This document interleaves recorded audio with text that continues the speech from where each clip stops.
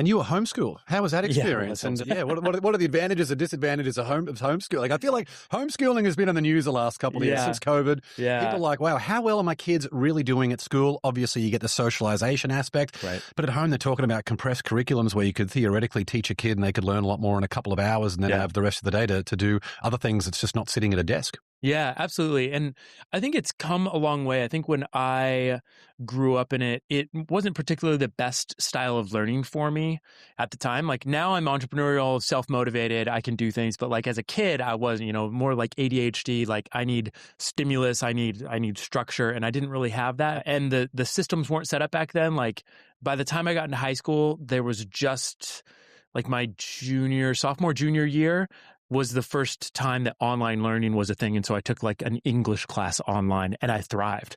I loved it. I was like, oh my gosh, structure and someone to talk to. Cause like, a lot of back then, especially like parents aren't teachers. And even if they are teachers, like, trying to teach 4 kids through all stages of, at a certain point, like mom kind of tapped out and just like, yo, like, I don't know advanced algebra at least anymore, And so there was a lot of like self-study, which was like very difficult for a lot of reasons. So it wasn't the best thing for me back then. It has changed quite a bit where I think exactly what you said, like there's opportunity to learn faster. And also, back then it was a little bit more of like a religious thing, like growing up in a Christian conservative world. And I don't fault my parents for this at all, but they were like, hey, we want to raise our kids with this Christian belief rather than kind of this like worldly high school typical thing. Now it's like there's a little more control. I'm like, all right, well, there's some potentially kind of like weird stuff in schools.